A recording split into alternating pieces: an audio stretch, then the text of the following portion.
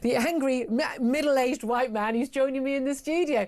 A very good morning to you, Reform councillor, as we now must call you, Russell Quirk. I am, and look, that sums him up rather well, doesn't it? Angry middle-aged white man. But there's a few of us, you know. I think angry middle-aged white men and women may be the solution to this country's problems. Well, no wonder we're angry.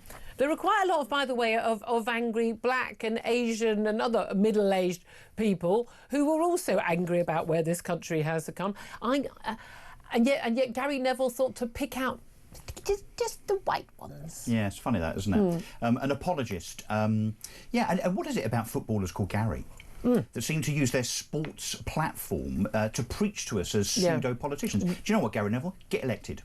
Oh, as you indeed have done. I did. But also the other thing is, here's another thing, Gary Neville. Why don't you speak out on other issues about human rights abuses that you apparently think are a big issue? Because he's talked about, you know, Gaza and all of that stuff. Because let's face it, when you take the Qatari shilling, as he absolutely does, I'm always accused. I support Israel because apparently I'm being paid by the Israelis. Not a penny, never ever turned down. I mean, I've been on a trip to Israel recently, deliberately turned down every trip I've been offered that had anything to do with the Israeli government. So you couldn't make that claim of me. Not a penny. The reason why I have the views I have is because I've got a brain and a heart and a soul and eyes and ears, and I see the reality of what's happening. Russell, on the October the 7th anniversary, and this is such an important day. Now, in this strange situation where, look, this is something that happened in another country, which most people in this country won't have ever visited. It happened to other people in another country.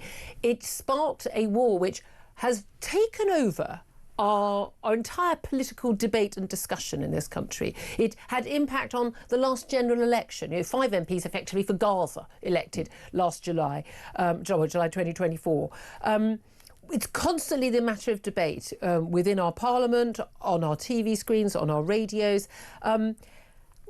What should people do today, if anything, to mark the anniversary of thousands of Palestinian terrorists, Hamas terrorists, and civilians, by the way? There were thousands of civilians who crossed the border on October the 7th 2 years ago, who raped, mutilated, murdered, butchered, burnt alive in their homes as they held their children. 1,200 Israelis and other nationalities took 251 hostage, and at least 48 of them are still held, and we think probably 28 of those sadly already dead. What should people do, if anything, to mark today?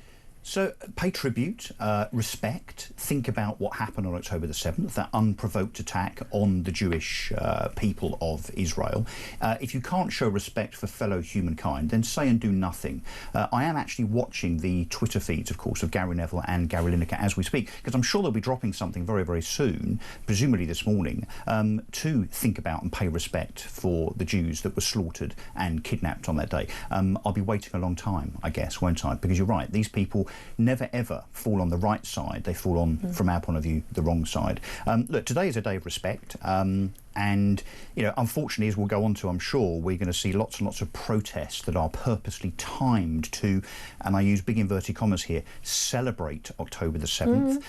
And whilst that is disgraceful and disgusting and abhorrent, and I think your monologue was brilliant at the beginning insofar as calling out those people, identifying who those people are. Yes, indeed, because I want to know if I'm living next door to one, if I'm working alongside of one. Freedom of speech has consequences, doesn't it? They keep telling us. And so it should.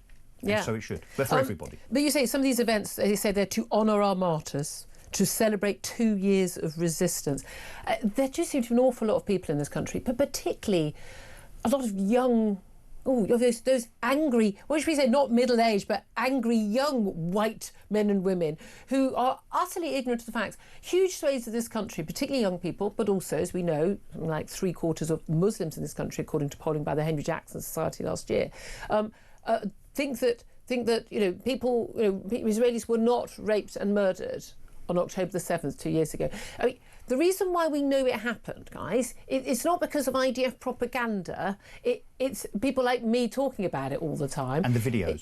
It's because Hamas filmed it themselves. They literally filmed it and put it on social media. Some of the terrorists actually filmed the terrorism, filmed the brutality, filmed the actual murders and abductions themselves, and sent them on social media to the families of the people who were their victims. They weren't shy about it. They were proud of it. It was celebrated on the day by many, still being apparently celebrated now. If you think those people are martyrs, and if you think that what has happened in the war in Gaza since then is a resistance, I always say to people, what do you think would have been an appropriate response from any government to that happening to their people? What do you think we in Britain would have done? What would France have done? What would America have done? What would any self-respecting democracy that cares about its people have done after that atrocity? And I'm telling you, a lot more people would have died than been killed by the IDF. And people, they trot out this 65,000. I mean, there's a 680,000 figure that's just bandied around. I mean, let's say 4 million people have died in Gaza. There are 2.5 million people there, but let's claim 4 million because we're just making up numbers now, right? But of those 65,000, the number put out by Hamas, the terrorist group who provoked this war, about 23 to 25,000 of those are Hamas fighters. Shall we not count those as victims? I think not. About 5,000 are people who have died of natural causes. Let's not count those, not victims of the war. There are also, I think, 3,000 to 5,000 who are believed to be victims of Hamas themselves, misfired rockets and the like. And the rest of them, people, yes, they've died in the war, and it's terrible. But the reality is the ratio of civilian deaths to combatant deaths is the lowest of pretty much any war ever fought ever. So when the BBC and others talk about this uniquely brutal war, this terrible war, no, it's unique for only two things. One, no other army has been forced to fight a war which has been prepared for 20 years with tunnels underneath, with human shields deliberately used. And two, the fact that there is such a low civilian death count given the war they're having to fight. Yes. Those are the two unique things. Well, let us not forget that Hamas have purposely embedded themselves in civilian areas, whether it's schools, underneath hospitals or whatever, knowing that probably wouldn't be a defence as such, but knowing that they themselves would bring about those civilian casualties. What is any different to what the Israelis have done in defending themselves, and it is a defence, by the way, to what we did in 1939? Yeah. When we bombed Dresden, horrifying as that was, we did it in retaliation. We did it for the protection of the West and freedom and democracy. We're not now talking about how outrageous that act was. It wasn't a genocide. No, it was war. And guess who started the war? Hamas. Yeah. It still defies belief to me today that anyone can think that there are two sides on this. You can care about innocent civilians, particularly children. They didn't bring this on themselves. The children in Gaza dying. I do. But if you are protesting about that and uniquely criticising Israel, but you're not ever, raised a flag or written a tweet or whatever because you think you're doing something useful about children in Sudan or Yemen or the Uyghur people in China or in any other of the numerous atrocities that are taking place, mass starvation going on in Sudan right now. Oh, so who's talking? Where's the flotilla for Sudan? Yeah, where is the flotilla? I mean, it's just absurd that these people are claiming any sort of moral authority. I mean, and then you get, this silly bint in North London going around on cutting down the yellow ribbons, talking about, you're defending genocide. And we've got a video. Have we got to play that video? This woman in North London. This just defies belief. Have a quick look and watch and listen to this. I never understand these people who video people. What's your name? What's your name? Feel so proud of yourself. What's your name? You're not going to do this. Not going to do what?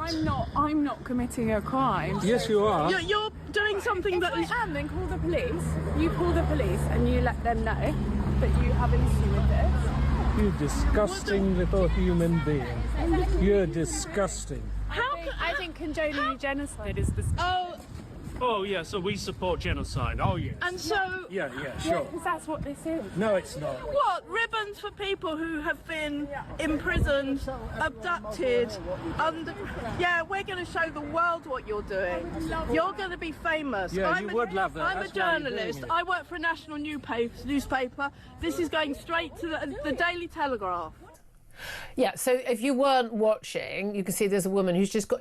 Who walks around with a big pair of scissors, by the way? I just happen to have a big pair of scissors with me. And she's cutting down all these yellow ribbons. Now, this is a very Jewish area, and people have hung ribbons for the hostages who were taken and all for the lives lost. This is a symbol. I'm wearing a yellow ribbon badge right now, bought in Hostel Square in Tel Aviv, after, the most harrowing day, talking to the families of who've either got hostages still held or those who lost their loved ones. It was just absolutely the most heartbreaking day I've ever had in my entire life. And the idea that ribbons for dead people and hostages is in a way supporting genocide in Gaza. I mean, this is terrifying that there are people in this country who think this. This is nothing but Holocaust denial. It is. That's what it is. And it's also supersized, would you like fries with that anti-Semitism? That's exactly what this is. And it's not much of a stretch for our two-tier police force, surely, to look upon what that girl's just done in terms of cutting those ribbons down. Forget the kind of humane, moral angle. That's anti-Semitism. That's racism. That's exactly what we've just seen and heard there. I mean, I absolutely see it as that, I have to say. It really is quite extraordinary. What do you make of the Prime Minister saying to people, don't take part in un-British October 7th protests? You wouldn't want these protests banned, would you? No, I wouldn't. And look, we're halfway down that slippery slope. We've heard, of course, from the Home Secretary, Shabana Mahmood, that there are now going to be more powers, of course, to curtail protests. Well, we know which way that's going, don't we, in terms of, ordinary British patriots. This is the worry, isn't it? Because the main thing is, we were discussing this on the show an awful lot yesterday, because it's still in the news today, this idea that, OK, let's have rules for banning protests. We already do. There are powers to ban protests if they are, breaking the law. And, if the number of arrests we're seeing, that they could go in and they could arrest the people who are carrying the swastikas and things like that. They do a little bit of it and they film a little bit of it. But largely, these people go untackled and occasionally they're arrested afterwards. But the mass law-breaking and blatant racism on the streets, it would not be permitted by any other group. Yeah, no, or directed at any other group. No. Well, we know it's worse than that, don't we? We know that those people that are committing offences at these protests, in terms of the anti-Semites, effectively, that are calling for, river to the sea, intifada and so on, they are, if they're arrested, they are probably taken around the corner and kind of let out the van. And of course, if you drop your phone and look like, as a middle-aged, middle-class, white, patriotic protester, that you're therefore causing trouble, you could end up doing 12 months inside. Yeah. So, a slippery slope. I don't think these protests should be banned. I do think the police should be very, very tough and disciplined. But we should absolutely judge every single one of it. And I think we need to hold these people to account in a way that, as we know, anyone carrying a Union Jack is held to account. And we mentioned Gary Neville a little bit, and I'm sure we'll come back to him. But let's talk about Tory Party conference. Chris Philp, the Shadow Home Secretary, was on the show yesterday. He's on stage right now. A little bit later, Robert Jenrick, the Shadow Justice Secretary, said Chris Philp has declared Labour's clearest failure was on borders, saying their weak gimmicks have not worked. He said his government, he said Keir Starmer's government structured lawyers to argue that the rights of illegal immigrants were more important than the rights of people in places like Epping. It's disgusting. He says, I'm here to say border control is not racist. Standing up for rape gang victims is not far right. And if Keir Starmer won't stand up for Britain, then this Conservative Party will. Now, I mean, I'm all for all of these words. You're smiling because you were a Conservative, weren't you? Well, I was a Conservative councillor until 2014. Yeah. But is Chris Philp new? I mean, sorry. Yeah, you knew around it. Where's he been? I mean, how can he have the audacity to blame Labour, who are knees deep in blame, believe me? But 2021, 2, 3 and 4, we saw huge illegal immigration and net migration on his party's watch. Yeah. No one believes him, I'm afraid. That's the main issue, isn't it? Let's play a little clip of something that Robert Jenrick has said. The Guardian are playing this as a gotcha. This is a speech he made. It wasn't like a private aside. He thought no one would hear it. And he was talking about a visit to Birmingham, and in particular to the Handsworth ward in Birmingham. And this is what he had to say. In Birmingham the other day to do a video on litter, and it was absolutely appalling. It's as close as I've come to a slum in this country. But the other thing that I noticed there was that it was one of the worst integrated places that I've ever been to. In fact, in the hour and a half that I was filming with news there, I didn't see another white face. And that's not the kind of country I want to live in. I want to live in a country where people are properly integrated. It's not about the colour of your skin or your faith. Of course it isn't. But I want people to be living alongside each other, not parallel lives. That's not the right way we want to live as a country. And of course, this has been by The Guardian, of course, BBC interviews with Kemi Badenoch and with Robert Jenrick this morning. Oh, this is clearly a terrible thing to have noticed, to have spoken out loud. Now, I've looked up the stats for Handsworth. I mean, it's basically a very deprived ward. It is 91% non-white, 60% Asian, 22% black. A large proportion of people there are born overseas. 37% have English as a second language, and 16% can't speak English at all or at all well. It's a Muslim majority, largely Indian, Pakistan, Bangladeshi population. I mean, what he was saying was very clear, wasn't it, Russell Quirk, that, you know, this isn't integration. When we talk about having a multicultural, multi-ethnic society, what we mean, I mean, I don't want a multicultural society. One culture, British. There you are, end of. Don't like it, don't have to live here.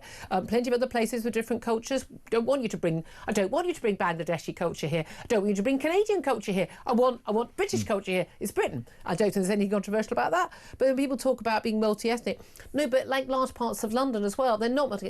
You've got, you know, black people live in Hackney and Bangladeshi people live in Tower Hamlets and Turkish people live here or there. I mean, but people aren't mixing. And it's a fair point that we live in a 85-90% white majority country, and here is a ward where 91% of people are not white. And he's not saying, he specifically says, it's not about the colour of the skin, it's about the fact that people aren't integrating and people are living in silos. Now, if a left-wing person like Louise Casey or someone says this, it's absolutely fine. But David Cameron was saying this years ago. Loads of people have been saying this. Trevor Phillips, who now at Sky but used to talk sense, he's been saying all this stuff. No, but when a Tory says it, it must be racist. Well, first of all, let's be clear. What Robert Jenrick said is just a matter of fact. Yeah. I mean, are we still allowed to state facts? Not usually. Not really, no. That particular avenue of pleasure is rapidly being taken away from us.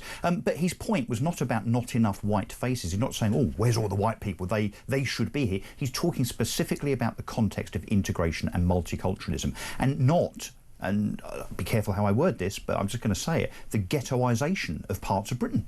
That's what it is. Yes, and I heard someone on the left recently saying, well, it's for naturalised British people that were born here, white people, to integrate with the... No, they came here. If I go to Dubai, I can't walk up to, Mohammed's palace and say, I'm here, what are you going to do to integrate with me? That's just from not, a Dubai that's just culture not perspective. how things work. It is utter, I mean, people should be welcoming, absolutely. But again, if you want to integrate, I mean, here's an idea, you need to be able to speak the language. And I feel the same way about British people living on the Costa del Sol and not bothering to learn Spanish. Me too. I'm sorry, I feel exactly the same way about that. I've got family members who live in France for half the year, married to a French woman. I mean, there's a reason why they live there. And they don't expect people to speak English to them. I mean, it's just absurd. They just don't. I know. They don't expect translation services at the hospital. Yep. It's really that simple. I mean, it is utterly bizarre. It's the fact that The Guardian think that's a gotcha. Now, here's the thing. I think 3 or 4 years ago, it might have been. And then everyone would be a bit embarrassed. Okay, well, but you and I and our sensible audience would go, well, what's wrong with that? Yeah. I don't think that The Guardian and the BBC and Sky News and ITV and the Labour Party, I don't think they get that things have changed. We're done. People are not going to be embarrassed about stating facts, stating opinions, about flying their flag, about talking up British culture and saying, no, if you want to be here, these are the rules. I think people are done with pussyfooting around and apologising and pretending that they think that their culture and our history and our background and our language and things aren't important. No, I think the world has changed now. I think there has just been a tipping point, and now that stuff, that dog whistle stuff by The Guardian, that doesn't work anymore. I agree. I think there's been huge overreach by the left in terms of these silly labels. People in Reform, I was out campaigning recently with people driving past shouting out of windows, fascist, racist. We just laugh. Because it doesn't work anymore. It's pathetic. But you're right, the wider public it's not sticking with either. It's the kind of the boy that cried wolf kind of stuff politically, isn't it? Absolutely. There's so much to talk about, lots of calls on the board. I'll get to as many calls as I can. I particularly want to hear from your thoughts about the Prime Minister calling on students and others not to take part in what he called un-British protests, marking today's anniversary, the October the 7th Hamas massacre. I mean, given that they couldn't stop, apparently chose not to stop that march on Saturday, and indeed protest. But I mean, can protest outside Whitehall, outside the Prime Minister's own home, on the same day that 2 Jews were massacred in an Islamist extremist attack on a synagogue in Manchester. I mean, this pleading with people. Would you mind not being anti-Semitic, nasty, hate-filled, Hamas terrorists supporting racists? Would you mind awfully not doing that? My God, it's a good thing these people don't write a little hurty tweet, because the coppers would be round there straight away, wouldn't they? But I want to know from you, should they be banned? Are we beyond that? We don't want them banned. Do we want to know who these people are? Should the Prime Minister be pleading for this? And what do you make of the people who want to go on this march? If you genuinely think that it's perfectly appropriate for someone to do one of these events today, please call in. I would love to find out why you think that's okay. Give us a call. 0344 499 1000. This is Talk.